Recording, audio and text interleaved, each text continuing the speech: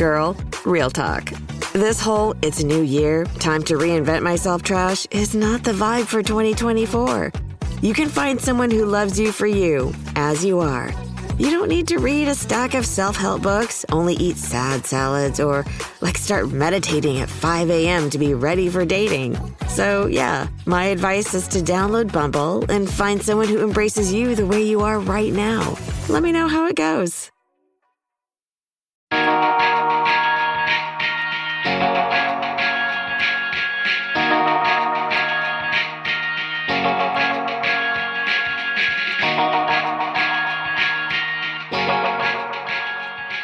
Hello, everyone, and welcome back to the Underrated Movie Podcast. I am your ghost host, Derek McDuff, doing a bad impersonation of Vincent Price. And joining me is a special spoopy guest, Matt from the Matt and Mark Movie Show. Oh my god, thank you. Wow, what an open. Thank you, Vincent, for having me. And I have to say, if there's ever a time to hang out with Vincent Price, it's Halloween, right? Right? I figure everyone they do like a Dracula voice or something, ooh, it's a Halloween episode, or they do something like that. I was like, I'm going to go a little bit off base. I'm going to do something a little different. And I appreciate that. Thank you. I'm glad you liked it. But yeah, for anyone out there who is not familiar with the show, this is a podcast where we discuss underrated, underappreciated, and under-the-radar films. And today is our Halloween special. So I asked someone very spooky to be here, and that is my good buddy Matt. He's got a great podcast, and he brought a great movie, a great spooky, kind of under the radar, maybe kind of cult classic Halloween movie, Burnt Offerings, from 1976, directed by Dan Curtis, who also co-wrote the film with William F. Nolan, and it stars Karen Black, as well as Hollywood legends Oliver Reed and Bette Davis. But yeah, Matt, thank you so much for being on. Before we get into the episode, what are you doing? I know you're doing a lot of spooky stuff, or have done a lot of spooky stuff over on the Matt and Mark Movie Show. Oh yeah, we call it our spoopy season. I love that all the pods have a different variation of what they call their October. We do spoopy season. We've done it the past 3 years. Every episode is a spoopy episode. We change our theme song. We only review horror movies. This year we have a guest co-host in residence, which is kind of a cool new thing. Our buddy Tommy Nuggets came over. He's just a big horror head who we love hanging out talking horror movies with. And we're covering a mix of old and new. So like the new Saw movie we're covering. Our big Halloween special this year is going to be Five Nights at Freddy's. But we're also going retro too. You don't get many actual Friday the 13th, so we did a Friday the 13th movie on our pod. In addition to Halloween Horror Nights, all kinds of fun, spoopy stuff going on the show. It's like nonstop Halloween, which is awesome. It's my favorite time of year. Yeah, you guys are always a little bit spoopy, and then you just go full on in October, which I really appreciate. Dude, we don't even wait sometimes. Like last year, we started in September, and it was like, I think the audience was a little like, really? So this year we played it safe and we waited till October. So there you go. Yeah, well, it worked out. And then, we've had more spooky episodes this year on Underrated just because of the way it worked out. There's 3 episodes releasing this year and lined up. So I was like, all right, let's just put all the spooky episodes around here. I'll get some. I knew a couple spooky podcasters, so it all worked out. But like you say, spooky episodes are the best, man. These are like the best podcast. You're going to look back at the end of the year and you're going to be like, what were the most fun episodes I had? The spooky ones, always. I know. It's always a blast. And you mentioned that you guys do a lot of retro stuff, and I always love listening to those episodes, even if I haven't seen or heard of the movie. And it's a lot of times it's kind of these movies that I haven't heard of that are maybe like horror hounds might know. But I had not heard of this one. This is a retro movie. This is older than I think. The only movies that we've covered on this show that were older than this were when we did our series on old films, and then one silent film that we did too. So I always feel like this show is kind of biased towards the more recent stuff because underrated stuff from the past is just forgotten. So I was really excited when you pitched this one. So why don't you tell the good people about Burnt Offerings? Well, boils and ghouls. No, I'm kidding. The reason that I picked Burnt Offerings was because I've been on Derek's show many times. And I feel like I've only done horror movies, which is awesome and is my favorite. But I feel like I've brought you movies previously that were underrated, but they were movies that were pretty well known. And you even say it at the top of your pod, right? Under the radar. I was like, I want to bring Derek something under the radar. When it comes to Halloween time, even casual horror movie viewers, even if you're not watching this stuff throughout the year, everybody kind of has their hit list. They're either going to go for the brand new honkin' shiny release, or they're going to go for the classics, right? They're going to go for your Friday the 13th, your Nightmare on Elm Streets, okay? I wanted to bring something that no one has heard of, and it's not in any regular rotation. It's gotten some kind of renaissance viewings from the more elite movie critic crowd, and I thought it was perfect for Halloween because it's one of these movies that I think we can read it a couple different ways, and all of those readings are very, very, very valid. But the thing I wanted to bring here was an under the radar movie. It's Halloween time. It's got to not just feel like a movie. You've got to be scared. I think the best Halloween movies don't feel like movies. They feel like when you're a kid and you stumble across a scary movie on TV, maybe you're up a little later than you should have been. It feels like a nightmare you can't wake up from. And that's what Burnt Offerings is to me. I'm not going to sit here and pretend it's the best movie of all time. It's just a very, very good, solidly made movie that gets under your skin. And if you let it, it will haunt you. And I think that's perfect for Halloween. So that's why I brought it here, and I'm psyched to talk to you about it. No, I am very psyched. Like I said, this is one that was not even on my radar. And you mentioned the under the radar thing. I always like to check on Letterboxd when I'm looking at underrated movies. It's like, okay, what's the rating? And then also like how many people that I follow have watched this movie? And I think like one person, like it was like a movie critic who like I follow had seen this movie, and like none of the other critics, none of my friends, none of my horror friends had checked this movie off on their letterbox. So I was like, okay, then it's not just me being ignorant about horror movies. I think that this one is truly a kind of under the radar film. And you mentioned that it might not like be the best movie or anything, but it's got this vibe. And before we were recording, we were talking about how you had been to Universal's Halloween Horror Nights, and then also Knott's Scary Farm, which, since I'm blessed to live in Southern California, I get to do that. I get to go to those whenever I'd like, whenever it's the spooky season. And I know you're going to talk about that on your show. People should check that episode out. But I think that this episode really feels like if you have like the Halloween, like the Universal is like The Exorcist or something, or like these big budget movies, this feels like the Knott's Scary Farm, where it's got this more like homegrown, rustic, like just janky a little bit, like it's held together with Scotch tape, but that makes it almost a little bit creepier and spookier. And I really dig that. The lack of polish, and the fact that it makes it feel less like a movie and more like some haunted artifact you were not meant to find. And that's what I really like. Like, I like showing people. I watch horror year round. I'm a big horror head. Most of the people I follow and hang out with are horror heads. And for me on Halloween, I find that when people want movie recommendations from me, or they want to watch a movie with me around Halloween time, it's always kind of things that you instantly know. It's the things that everybody always kind of pulls down from the shelf. I love movies like this because you have I think, Exorcist, something like this, you have expectations. It's in the zeitgeist. You sort of know what to expect. A movie like Burnt Offerings, you are airdropped into someone's nightmare. You have no idea where this movie is taking you. And so the fear gets real. That's what I love. And it just feels like this odd document that we're looking at. I was reminded, I always like to be super fresh before I come on your show. And I was like, all right, I've seen the movie before, but I was like, I'm going to rewatch it the night before.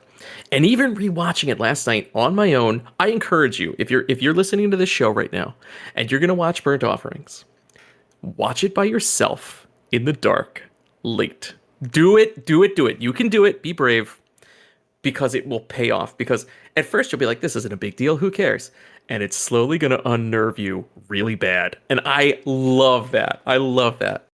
Yeah, it feels like, honestly, a template for a lot of movies that would come after. Like, a lot of, like, modern horror, like the prestige horror feels very rooted in this.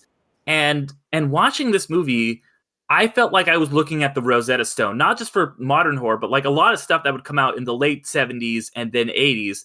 I was like when it starts and they're like driving in the car, I'm like, oh, I love a good horror movie when they start driving in the car. It reminded me of The Shining. And then I was like, oh, Stephen King and Stanley Kubrick owe this movie royalties. I feel like it was just the way the whole vibes of, and it's obviously, you know, like this is the not Scary Farm version of the Universal's Shining, but it's so just like every beat of it is just like, okay, it might not be the same thing that's happening, but like at the end, you know, spoilers for The Shining, when you see like Jack in the picture, you're like, okay, cool. In the end, it's like she's the old lady in the attic. It's like all these little beats and like things like I was looking up, I was like, okay, like was this really the first? I'm like, yeah, it came out before Poltergeist, before like I mentioned, The Shining, before Amityville, that's a hard word to say, Amityville Horror, like before any of these. And I was like, wow, this movie, it just feels like the first, like the creature that came out of the sludge between the fish and like reptiles or whatever.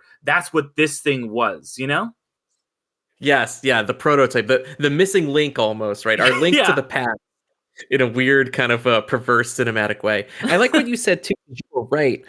This it really struck me in my viewing last night because you were talking about prestige horror. I hate the term elevated horror, but you know, so many people are now making their bread and butter on that. I don't have to go into a diatribe about why I don't like it. I'll just say I don't like it. But this feels like sort of the genesis, the Prometheus almost of A24 movies. It's like, here's this very simple setting that we can exploit real existential fear out of. And it's done with a prestige cast. Like if this movie was made today, A24 would scoop this up. And like you said, you've got a killer cast. You've got Oliver Reed from Three Musketeers and Gladiator. You've got fucking Bette Davis. Bette Davis, who late in this career, by the way, is in another great horror movie you've never seen called Watcher in the Woods, a dark Disney movie that everybody should check out. She made 4 years later. Oh, I've heard about this. It's great. You've also got Burgess Meredith, another fucking legend, just shows up for 2 scenes. And then, of course, you've got horror icon Karen Black, who I gotta just say, I know I'm a little biased, but anytime I see Karen Black, I know I'm in for a good time. She always plays, she has this intense eccentricity. Every single one of her characters, from like 5 Easy Pieces and Easy Rider, on down to her more horror-friendly stuff like Trilogy of Terror and playing Mama Firefly in the House of a Thousand Corpses, Rob Zombie's Firefly family, the first episode of that. But it's like she brings something so unique to every movie she's in. Like she's just one of those welcome horror presences. Like if I see her, I'm like, ha, we're all in for a good time here. So I definitely think it's got all these great sort of ingredients that we find today in our sort of prestige A24 horror, right? These sort of like no frills. It's not high concept at all. It's playing with the world around you as you know it, and then it's giving you this deep wave of existential fear. I think it's all there. And as you said, this precedes Shining, precedes Poltergeist, precedes Amityville. So yeah, a lot of people owe this movie like a lot. And it's not even like those are big movies that we named that have distinct visual identities that went on to carve out tropes for people to follow later. This is doing it before anybody. So it's crazy that it's directed by Dan Curtis, a guy who did TV and never did another theatrical movie. He's known as the Dark Shadows guy. And here, it's that kind of creepy, sort of like flat removed TV photography that makes this movie even more disturbing. It's nothing flashy. There's no safe ground for you as a viewer. You can't be like, ooh, look at this fancy camera move. Look at this amazing special effect. There's nothing that breaks the immersion or the illusion for you. It's just like, here is this nightmare presented as generically as possible, and it will get under your skin, and it's fucking great. It's great. No, yeah. I can't say enough about it. I completely agree with all that. You know, it's interesting. Watching this at first, I was like, I really like Reed's and Davis's performances. Black wasn't doing it for me. But the more I've been thinking about it, it's really interesting because it feels almost like an old-timey, like very like stage, like 1930s film performance. You know, it's almost just like, I'm ready for my close-up, you know, like Sunset Boulevard. And that works so well for this character who is like slipping back into the past. Like she is the house who is also this old lady. And I mean, it's one of those things that like, it's like it doesn't make any sense like logically, but it makes sense emotionally. And she is just so good. Like she's wearing like the old flowy robes and stuff like that. I was like the more you're talking, I was like, man, I think I underappreciated her because yeah, like it's a different vibe that she's doing. And it works well with the the Dan Curtis, you mentioned that he's mostly a TV guy. This does not have any crazy sweeping cinematography. Like it doesn't have the crazy like Tobe Hooper or like Kubrickian kind of stuff. It's just very flat. It's very like washed out. I don't know if it was like because it's like from a TV, like a DVD transfer that was not good, but it's something that I could see like people being mad at the time. But I was like, I kind of appreciated just the almost made for TV aesthetics because nothing looks like that today in this post David Fincher world where everyone is trying to crib off of his like sleek, perfect style with no like light coming in and stuff like that and everything. Especially like A24 movies, I feel like have to look very crisp and dark and like something like Nope, which looks incredible. The way they shoot day for night looks so good. And this is the exact opposite of that spectrum. And it was kind of like, wow, they just don't make movies like this anymore. Yeah. And, you mentioned Curtis. He's how he had done Dark Shadows. I'm a little more familiar with him from him doing The Night Stalker, which is, if anybody's not familiar, it's also called Kojak the Night Stalker. And it's the dad from The Christmas Story who's just a regular detective who's like, well, there's a vampire out here. I guess I gotta go stop him. It's so good. And they spun it off into a whole show where he just keeps running into werewolves. He's also the dad from Billy Madison. Oh, shit. Yes, he is. Oh, man. Like, that guy is fucking amazing. And is also kind of that sort of acting, that sort of very, like, over-the-top chamber piece acting is also in that Karen Black school of acting. Yeah, man. I had to also cut it really quick because you're totally right. Like, the TV look, right? It does look like a TV movie of the week or something. But doesn't that as a horror movie, like, does the lack of polish make it seem a little more real to you? Like, it does to me. It has like that effect where it's like, I'm not watching a movie anymore. Like, I'm just kind of experiencing these events with the people because it is so no frills, I think that's to the movie's benefit.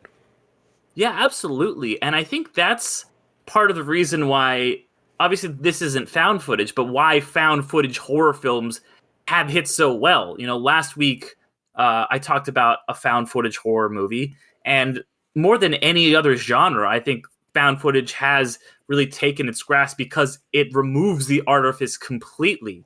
And this, I think, is once again that kind of first step towards that. It's not pretending like, oh, this is just some footage that these people recorded, but it feels like it could have been almost.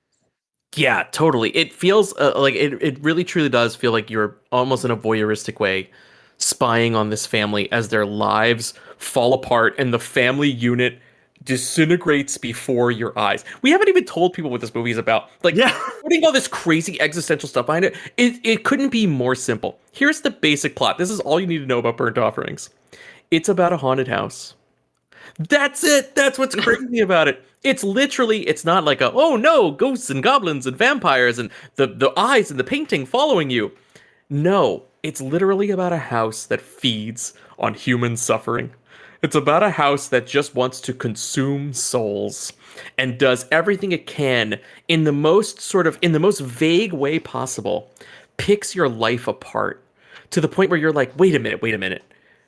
What is is this the human? Is this the person making a bad decision, being a bad person, ruining their life? Or is this sort of the supernatural quality of the house doing these things? You're wondering that scene to scene. Now, until the ending of the movie where it is very clear what's happening. But there are so many little instances like that where it just plays with your expectations. Like, it's a haunted house movie, but not in the way you think.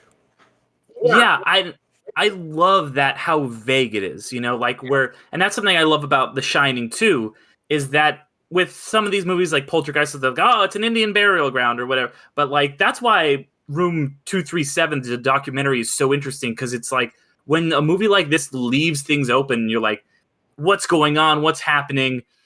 Is it like the characters or whatever? And the end is like, okay, like the house is doing it. It's not just he's not just like freaking out and trying to murder him. But even that, it's like, wait, what was happening? Like, was there an old lady? Like, was it her the whole time? How could it have been her? Has she always been in this house? Is she some kind of reincarnation? Does she Benjamin Button age backwards? Like, what's up with the kids? The house is it alive? Is it her? Is it not her? Is it a separate thing? What's Burgess Meredith's deal? Like, what is like? I just love the weird ambiguity. You're not really sure what's happening, and the movie ends. You gotta think about it for a little while and be like, huh, okay, so that's what this is. And that leads into like just people thinking about the film and theorizing rather than it's like a cut and dry, like, oh yeah, that's why like Dr. Sleep is a well-made movie, but I don't like that it kind of robs the mystery of The Shining being like, Ghost did it.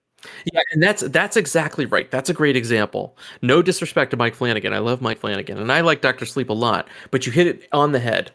A movie made today, Dr. Sleep was made a couple years ago, a movie made today would go to painstaking effort to over-explain the mechanics of the house, how it's working, why you should be afraid, and all this stuff. Hence, removing the mystery, removing the very thing, the foundation of what makes it terrifying. In the 70s, they were like, we cannot be bothered to explain shit to you people. We're all on Quaaludes. We gotta just make the movie. Karen Black and Bette Davis hate each other. I have to hurry up and shoot the scene. I don't have time to explain shit. You want to add a scene about how the house does this? No. People are just gonna do whatever they want. Like, the simplicity and the mystery make it scary. The unknown is 100 times infinitely more scarier than the known is. And that's what this movie also plays with too. Like, just the idea where scene to scene, you're not sure. Like, exactly. Like, you start running through the questions. Like, after the movie, and I had seen the movie before, after my screening last night, I was like, I gotta take a shower and just be thankful I'm in my apartment. Like, I am just grateful that it's not a real place that's anywhere fucking near me. I was just like, I was so happy to be in my life at that moment. You know what I mean? Like, because I really put myself in the position of the characters. You've got this married couple who seem very happy on the surface, but the man and the husband and the wife want very different things. They have a son who's just like a young, wild, rambunctious kid who's a total innocent, and they're bringing their great aunt along with them, who happens to also be Bette Davis, who gets some business to do and has one of the most, I would say, spoiler, one of the most disturbing death scenes of any movie. Like, I don't know if you looked at my Letterboxd, but the one comment I had to make about this movie, I always make one comment about a movie when I'm watching. I'm reminded of how fucking crazy the 70s were. Like, before the invention of the PG-13 rating in the 80s, this is a PG movie. Now, seeing what you've seen, Derek, and seeing the ending of this movie, would you have bet money that this was a PG movie, parental guidance suggested, not parental guidance enforced? In the 70s, they were like, this is suitable to take my whole family to. Like, fucking PG movies like Honey, I Shrunk the Kids, man. This is a PG movie. I love the Wild West attitude of the 70s. It's like, the MPAA today is so stringent and so tough with what they'll allow. They'll, literally make a filmmaker's life hell, having them recut things just to hit a rating, right? In the 70s, they were like, fuck it. Burn Offerings, PG. Like, when I saw that, I forgot it was PG, and I was like, this is insanity. And funny enough, another movie we called out earlier, Poltergeist, is also PG, which again, how the fuck is that movie a PG? That has, people ripping people's faces off and so much blood and gore and awesome stuff. But it's crazy to think that we're dealing with a PG movie that at the time was kind of just dismissed as like this weird horror oddity, and now has become like kind of this blueprint for all these modern day horror movies that we sort of can't wait to gush over. It's just crazy. Yeah, absolutely. And yeah, like you said, like the whole like PG movies that came out in like the 70s, like before they had the PG-13 rating, and it was like, well, this doesn't feel like a hard R, so whatever. Like, yeah, like you said, give it the fucking same rating that The Incredibles got, like it's fucking wild. And like, yeah, like, it's like his face, he gets thrown out of a window and his bloody face cracks through the windshield while his son screams in horror. And you're like, cool, right, okay, this is like more tame than a Marvel movie, like apparently according to the MMPA. So it's wild. Yeah, it's wild. And we're talking about it in these very like academic terms right now, but fear not, listener. I also want to make it clear the movie delivers on scares. It's got a lot on its mind and it's very layered, but trust me, if what you're after is scares, there are plenty there. I would say it definitely leans harder on the more unnerving, sort of existential slow buildup of dread. But there are plenty of scares, and there are some really disturbing scenes, especially the scene where the dad, whose name I forget, played by Oliver Reed, basically kind of gets possessed for a moment and attacks the kid Danny in the pool, or Davy. Davy already, we're told, doesn't know how to swim well. There's a pool at this new house that they're renting for the summer. Of course, it's summertime. He's a kid. He's like a wild, rambunctious 12-year-old kid. He wants to go swimming. And they tell him, Davy, don't go into the... I'm going to call him Danny because of The Shining. But it's like, Davy, don't go into the deep end. You know you can't hack it. And he's like, let me show you. You know, every kid wants to show that they can do the thing that everybody thinks they can't do so they can impress the adults. And what happens? He starts roughhousing with his dad. It starts perfectly innocent. But by God, the scene starts to take shape in front of you.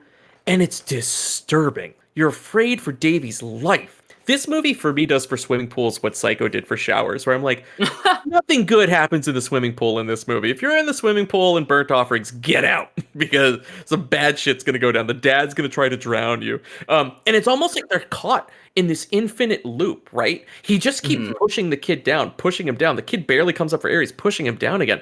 It's such a distressing scene. It's like, to me, that is scarier than any... "Ooh, the Conjuring man jumped out of the wall," or right, "Here comes Jason with a machete." Like, Jesus Christ, we're watching this guy's dad try to kill him. It was horrifying, and the kid's fear seems real, doesn't it? It truly does. Because that scene, keeps going, and you're like, okay, cool, like they're gonna wrap this up, and then it like goes on for another like 4 minutes, and you're like, oh my God, like it's just like dunk, dunk, dunk, dunk, and the mom's like inside, like, woo, we got a music box, and Betty Davis is like, ah, and you're just, and it just keeps happening and happening. You're like, oh my God, is he you're like, there's a point where like, is he actually going to die right here? To the point where it's like, you know, I know that Stephen King wrote The Shining because he was like, sometimes when I'm a dad, I just want to like hurt my kid, and I was like, we talked about how this predates the movie. This also predates that book. So I'm like, did he see this? Because I feel like the DNA is so clearly ingrained in all of that stuff. But I just also wanted to ask you, how did you find this movie? Where did you discover this one? This is a film school movie. Film school wild time. I can't take credit for this. I never had a friend who was super cool and was like, "Hey man, you should check out Burnt Offerings."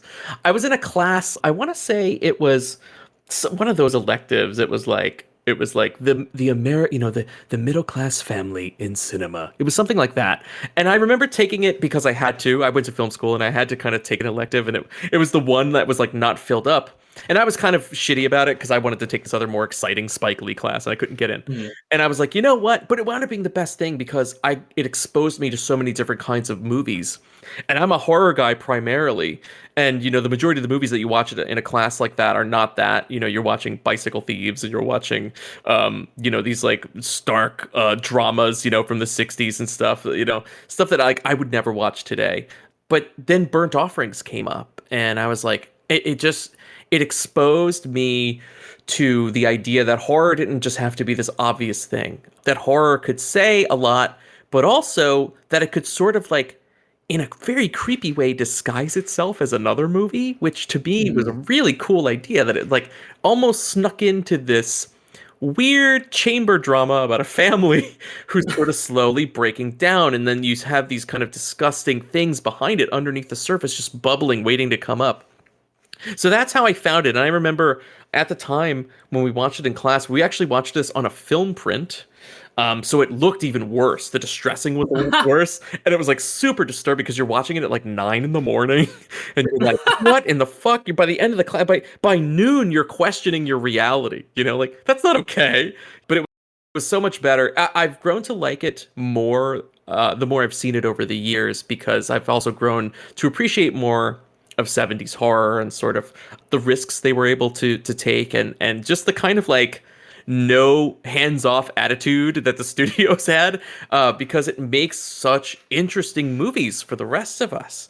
And it's always just a movie I think of when people are like, recommend me a movie I've never seen. And I was just thinking about the thesis of your show, and you were like, Under the Radar. I was like, I've never brought Derek something truly under the radar. I've brought him underappreciated. I've brought him underrated. I have not brought him something that was buried in a backyard. And I could proudly say Burnt Offerings is that thing.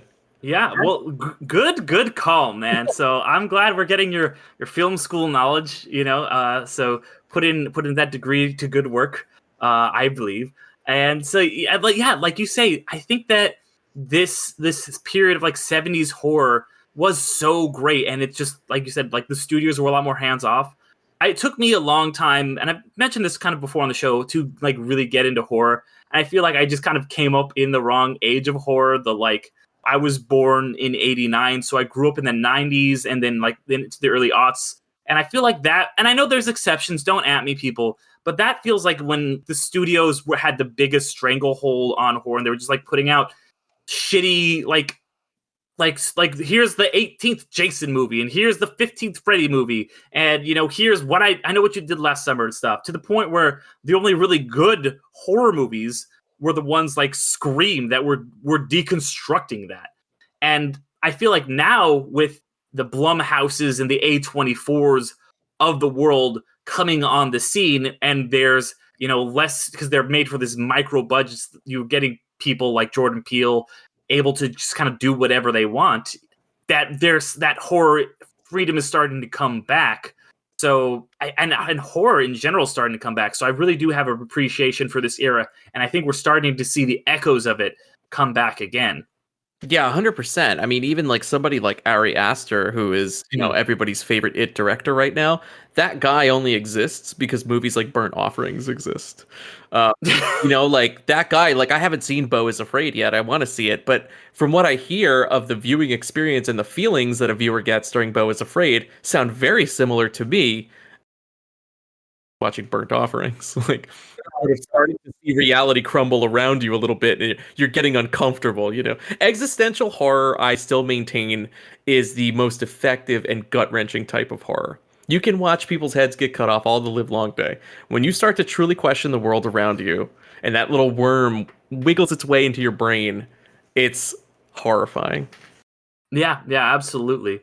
And then just to rewind just a little bit, there was one other thing that you brought up that I really want to touch on, and that was that fact that you watched this in you said it was a class on like kind of the deconstruction of the middle class, or what was it exactly? Yeah, it was like something super esoteric. It was like the middle class in relation to cinema. It had like all these all these caveats, and I just remember it being brought up as like this example of early materialism in film.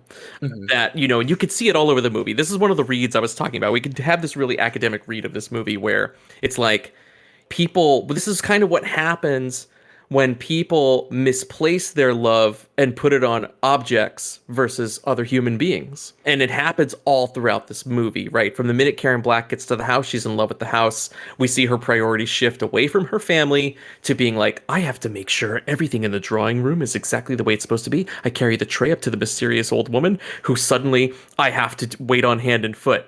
The dad is sort of not into the house, so we think maybe he's immune. But his is a little bit of a more, this is going to get super academic. His is a more, a read of treating his wife a little more like an object, right? We see him constantly try to force himself on her sexually. She's not interested because, of course, we know she's sort of falling under the house's spell. And he's not hearing his wife or listening to his wife. For him, it's just a lay, right? So that's like objectifying, okay?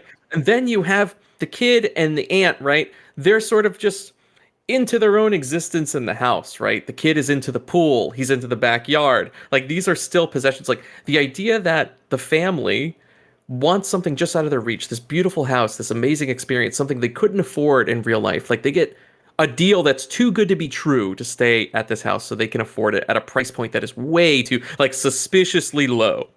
I was definitely like, I might stay there for $900. For $900 for the entire summer, by the way. That's like months and months and months have passed. But yeah, that's really what the takeaway was from the film school version of that, was that it's a movie about obsessing over the material, and then thereby I think some people have also sort of in recent reads of the movie have said that's also the breakdown of the nuclear American family.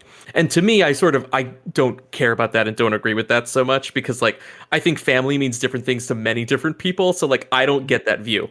What I do get though is the fact that like when you get a new iPhone, boy, your attention is on that fucking iPhone like it's the most precious metal on planet Earth. And if we would handle other human beings with that kind of care, it might be a nicer place to live, you know what I mean? But I'm just as guilty of that, you know? Like I get a new device, and that's all of a sudden I have all of these feelings and protections on it. I'm like treating it like it's not a piece of metal. And I think that's kind of the read that's the thing I take away most from this movie is like, don't misplace your love. It's not about the American nuclear family. Who gives a shit? All families look different. It's about caring about other human beings. Don't care about the house. Who gives a fuck about the car? Like, you can kind of start to see these things crumble and be taken away. And anyway, by the way, your objects are trying to kill you, so I don't want to get all Alex Jones on you. I'm not trying to say them like chemtrails or whatever, but like the house in the movie wants to kill them. The car in the movie does the dad no favors. Even the windows and his eyeglasses that he wears, like the objects want to hurt us. So that's the message I take from the movie. Yeah, I think that is a very, very smart read. And the more I started thinking about all of these other haunted house movies that have a lot of parallels with this from the late 70s and early 80s, the more I was thinking like that vein of just kind of that rampant consumerism just kind of really runs through it. You know, obviously you spoke really well about all the stuff in this movie about how they're all obsessed with the house. It's like an old prestigious house in Poltergeist, which we've brought up a couple times. It's a new shiny house, and they're building all these tracts of houses. And you know, you mentioned the iPhone, and in the 70s it was like, now we're all getting new TVs. There's TVs. That's what she gets sucked into in Poltergeist is a TV. And then, you know, in The Shining, they're in this big fancy hotel with all the glitz and the glamour and the balls. There's all like, you know, he goes and sees the celebrations they had in the past when everything was super racist. And then even in something like I was thinking about a lot watching this movie. Have you ever seen the Japanese film House that came out a year after this? Yeah, Houseu. Yes. Houseu, exactly, yes. So, and that one, it's the same kind of thing, and that's why I think you're smart saying it's not necessarily the nuclear family, because Japanese, it's a group of young girls who go to this house, and I think that film is really like Japan, which had for hundreds of years been very traditional values, all this stuff.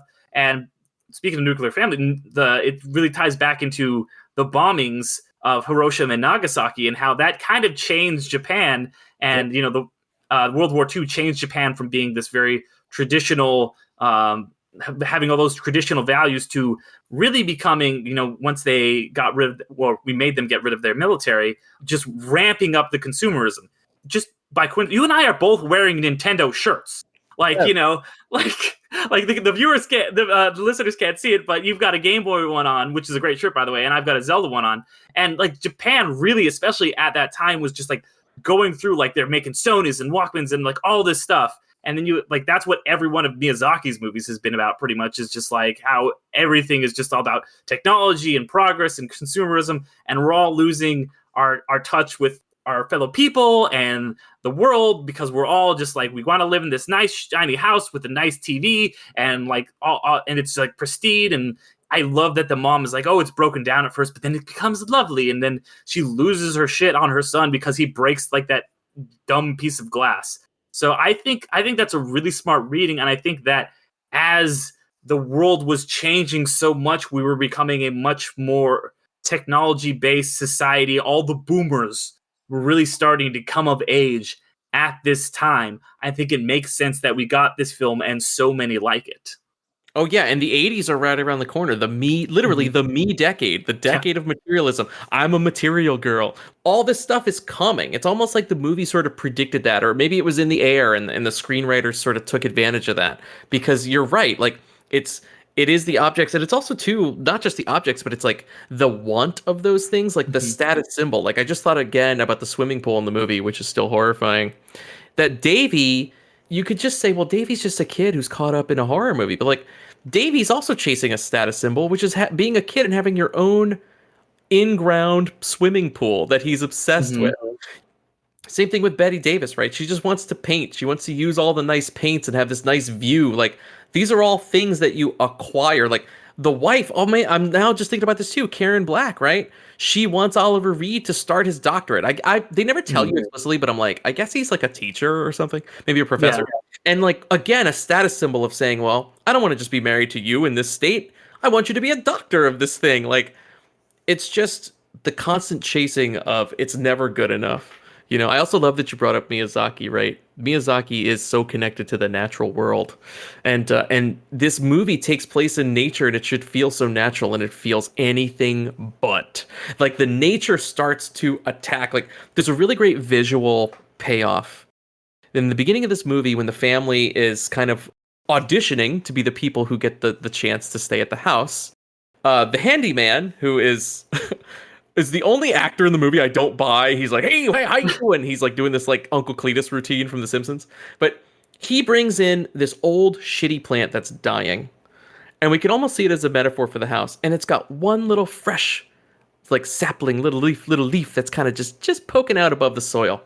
And by the end of the movie, after all the suffering the family has endured, after everything this fucking house has taken from them, it's lined beautifully with these lush gardens and all this flowers. Like it's taken all this essence from them and it's built itself up. Like, do you notice like Oliver Reed spends like 20 minutes of the second act like chopping down trees and foliage with a machete, and then ironically it's the trees and foliage that defeat him later and take him down in the woods as he's trying to escape with the car. They're literally like vines wrapping around his legs, pulling him away, whipping him in the face, you know?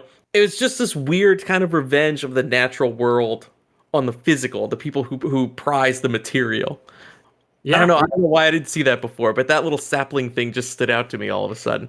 Yeah, like that's what like I totally forgot about that moment. It's like one of those things. It's like because they don't draw a ton of attention. Like you see it in the moment, and you're like, "That's cool," and it never like really comes back. Like it comes back like thematically, but they're not like, "Well, look at this plant that was completely dead. It's come back now." Like it's a lot. The movie it's doing a lot of just. It's telling you like a little bit, but it's not showing you completely its hand. It's just maybe tipping the cards just a little bit, just enough so that you get a good idea of what's going on. Oh yeah, and we didn't even touch on the chauffeur, which is an incredibly creepy character in the movie. And kind of now that I think about it, as it's always linked to Oliver Reed. So basically Oliver Reed has these like hallucinatory memories almost. Like he has this dream from his own mother's funeral where he was watching what I thought was like the funeral, like the caretaker or like a hearse driver, but it's just a chauffeur at the funeral. And he's like this very unsettling man. They cast him really well. He's very freaky. He always sort of meets your eye. Like it's very uncomfortable. And when Oliver Reed is freaking out, this sort of shows you the house's evil intentions, is that Oliver Reed will see the chauffeur in the modern day. Like he'll hear this car and you'll see this old, like whatever it is. I don't know my cars. He'll see like a Model T pull up basically, and the chauffeur will get out and do his creepy smile. And I'm just now thinking about that too, right? It's like the specter of death. Like we're chasing all these status symbols. We want all these material things before we die. And when we die, we can't take any of this shit with us, which is the other stupid twist ending to this. Yeah. There's all these like great little, like you said, it never tips its hand, but it has these kind of fun things. And that's another fun little surface level horror movie thing you can enjoy about the movies. You have a great character like the chauffeur. I almost don't want to spoil what happens in the chauffeur scene. It's very creepy and it's used to great effect. They really sell him with sound design, like, because almost you as a viewer start to get trained. Like when you hear the car coming, you're like, oh fuck, here comes that thing. Like you don't want to see it. And then the movie goes full tilt. It goes full tilt in the end to one of the most batshit insane endings that I'm amazed. Like this was the thing that I was like, I literally paused it. Like I had to watch this on Tubi this time because it's not available anywhere. I had to watch this on Tubi. I watched it on Tubi too. Yeah. When you pause on Tubi, right? I just paused like to get a drink or something. When I paused, it like the heads up display was like Burnt Offerings, 1976, PG.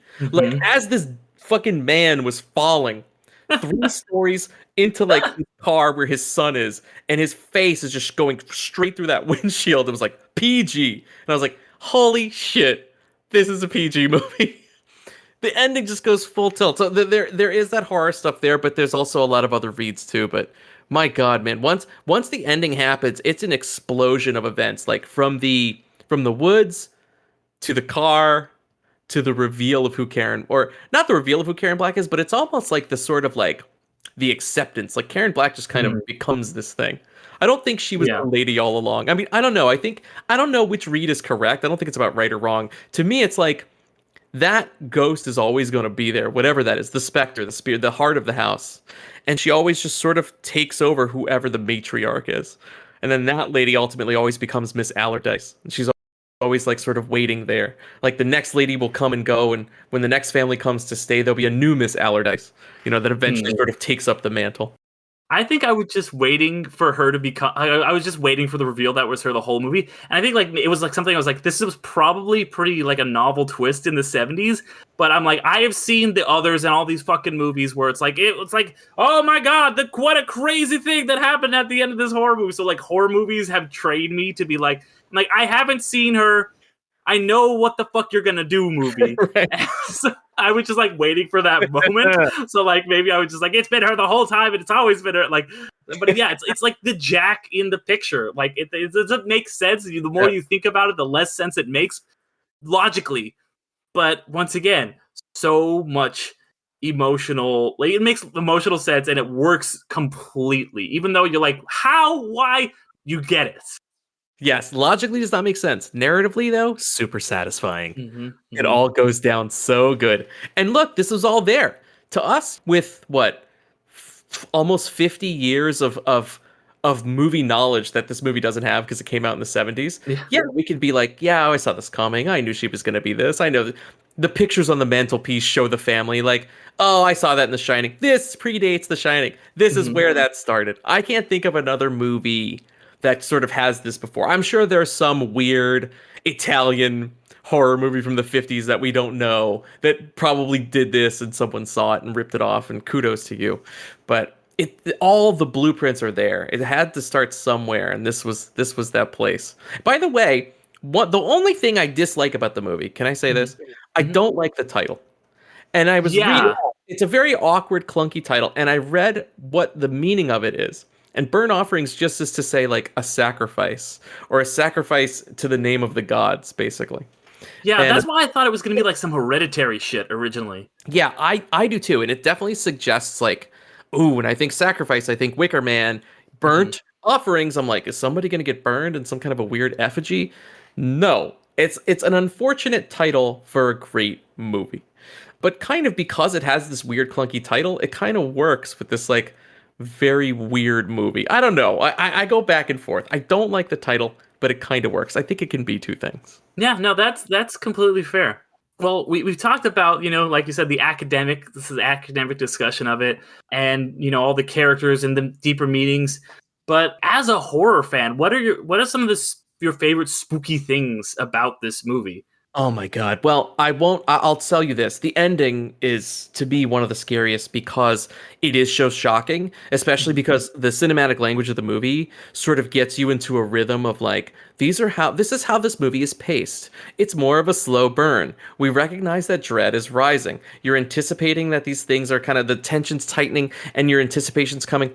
And at the end, it goes full tilt. So that when Oliver Reed jumps and he lands through the windshield and it freaks the fuck out Davey, it feels shocking. Like, it's shocking to me in a way that very few horror movies do. A lot of horror films, especially in the 80s, Sleepaway Camp, I think, might be the most successful at this, where they attempt the shock ending, and it works because it is so shocking, and it stops the whole movie in its tracks, and it's a great mixture of concept and sound. That's all horror movies are. You mute a horror movie, it loses its scare by 60% or something. But like here, it's the lack of sound, the crash of him coming down, Davy's reaction, the scream, it all feels real. So it's the shock of that quickness, I think, that gets me. But the other thing is the fucking chauffeur. The chauffeur I find really frightening, and it comes down to casting. But as a horror fan, it's always great to have a nice, recognizable icon that we can sort of hang, different scares on, right? We don't have a Jason here. We don't have a Jack Torrance. So it's nice to have the chauffeur. And it's just kind of this very interesting idea because the other people I mentioned are very visual people, right? Jason doesn't make any noise. He's a silent killer. We see him with his mask on. It's a whole different story. That's how we know to be afraid of him.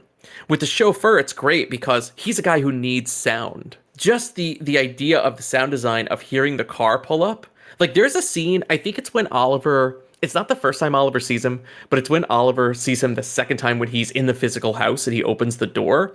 Mm-hmm. That's the worst one because we now have been trained when we hear the car coming, we're like, what the fuck's going to happen?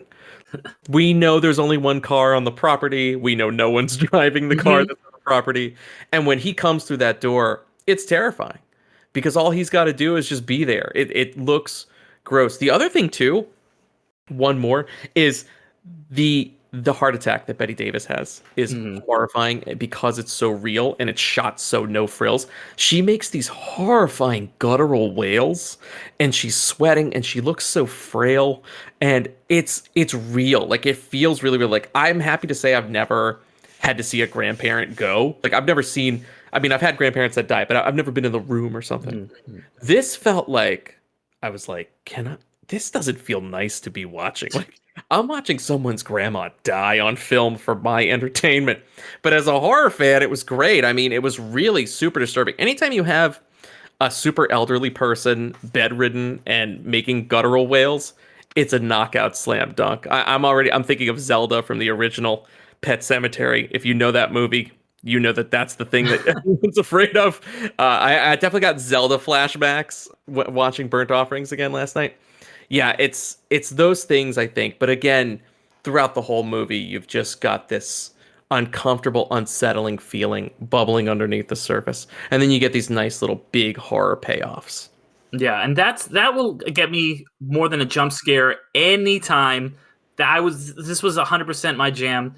And that Bette Davis scene, like it's so good that like I didn't know what this movie was about before when I saw the poster, and like it's like a house, and then it's just like her head in that scene, and I was like, oh, so this is like she's like a scary witch or something. Like that's what this whole movie. And like she's like in the movie, but she's like the fourth most important character in the movie, and that scene's like a pretty short scene, and then you get that like.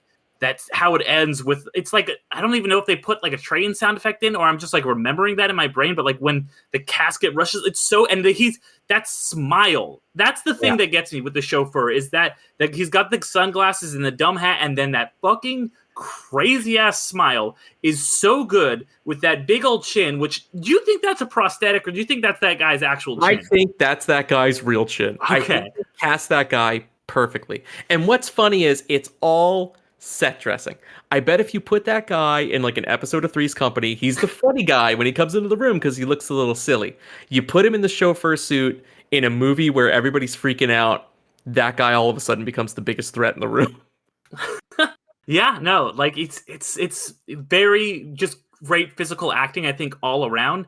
There was one thing I was noticing, particularly with Oliver Reed, is that he does this thing, and he does it once or at least twice in the movie, where when he's like sees the chauffeur, he does this twitch. I'm like, that's some fucking acting right there. If you're able to elicit like a face and what seems like an involuntary face twitch of terror, I was like, God damn. And that makes you so much more because you have the sound design, you see the creepy dude, and then you just see him just like staring, and he's like, am I imagining this? And you're like, is he imagining this? That's one thing too. You're like, I don't know if that was just him imagining it, or like that, or if that was an actual ghost from the thing, or like what it had to do with his dead mom. And you're like, it's just more unknown, vague, just cool shit that's in this movie. Yeah, 100%. And I think that exact effect, what you just said, where you're like, is this happening? Is he really there? Is he not really there? That is the stuff of great horror, Derek. When you're like, when you are questioning reality, when you are questioning the very thing that holds us all together, that's fucking great horror right there. You're going to be thinking about this movie. I'm telling you, it's an under the radar Halloween classic that I really want more people to discover because it doesn't look flashy. It looks a little weird. It's got a funky kind of title, but I'm telling you, this is the uncomfortable Halloween movie that is gonna quiet your Halloween party real fast. Yeah, I think that's honestly, unless you had any other stray final thoughts, I think that's a good place to leave the general discussion. So then I am trying to bring back some of I always like to end the show with the question. I'm trying to bring that back. And so I just was going to ask, we talked about a lot of great haunted house movies. Actually, last time we were on a podcast together, we talked about a haunted house movie that was maybe not the best. I still had a fun time with it. Haunted Mansion, which is on streaming now. If people want to watch it, you don't have to. It's not great, but I liked it. Do you have any favorite haunted house movies? Yeah, I mean, the Poltergeist is definitely up there. For me, I love the classic Haunting, as well as House on Haunted Hill. Not the original. I'm gonna buck the trend here and tell you, I like the Warner Brothers Dark Castle remake, House on Haunted Hill. It's got Tate Diggs, it's got Jeffrey Combs.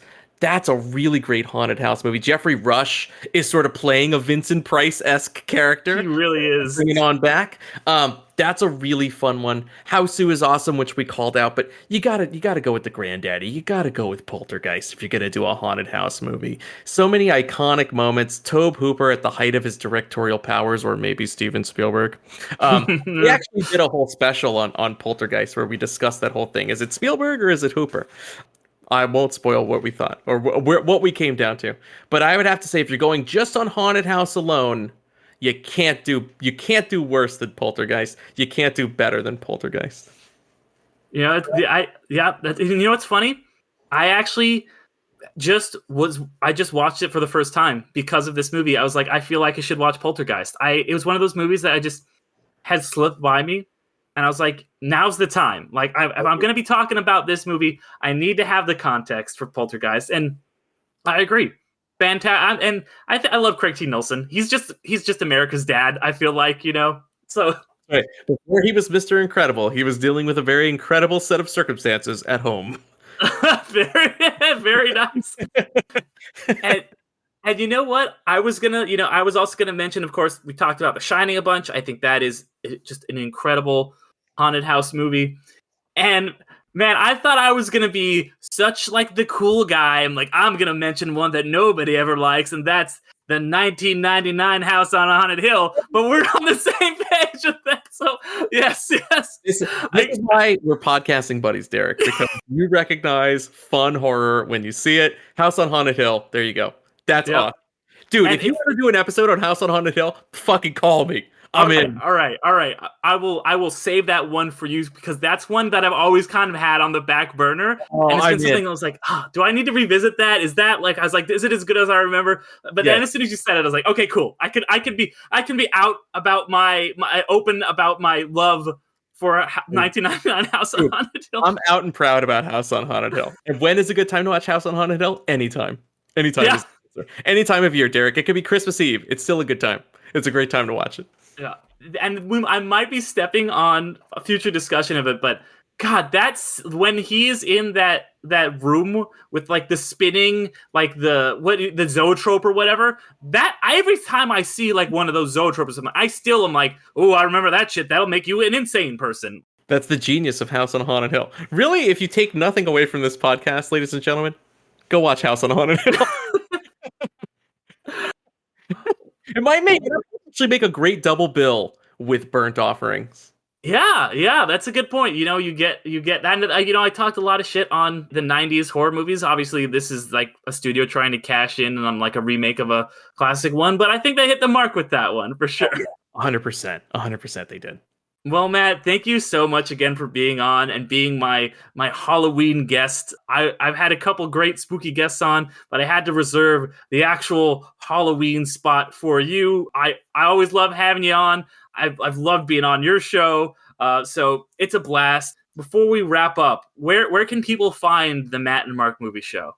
Yes, dude, I'm honored, by the way, to be your Halloween guest. I will always be your Halloween guest. Matt and Mark Movie Show. You can find us basically anywhere you get your podcasts. Find us on Instagram at The Matt and Mark Movie Show. Same thing on TikTok at The Matt and Mark Movie Show. But we're everywhere, man. iTunes, Spotify. We have a link tree on our Instagram profile where you can interact with our show there. We have a bunch of fun stuff going on our socials, on Patreon, and we have a great backlog of episodes. If you've never heard of us before and you want to go check out some of our spoopy episodes, they're all very clearly marked. We've been doing this 3 years running now. They're a lot of fun, and we'd love to have you. And I am honored to be here. So happy Halloween, by the way. Yeah, happy Halloween, man. Happy Halloween. And thank you everyone for listening. This has been a blast. If you guys want to hear more stuff, like we were saying, I had 2 more spooky episodes this year. Been doing a lot of really fun stuff recently. Like I said, a lot of changes have happened recently to the podcast, but it's all now under one thing. Just go to underratedmoviepodcast.com. You'll find the links to all of our social media. We've got a brand new Patreon up and running. So if you're signed up for the old Patreon, we've rebooted it, got it new. We've got some stuff, including this month we had our first ever episode of our new patron exclusive podcast, Underdogs, where we talk about sports movies. And if you want to sign up, we have options for $1, $3, and $5. And I got to say thanks to our new patrons for signing up. Of course, I got to thank the first ever patron who signed up. That would be my mom. Thanks, Mom.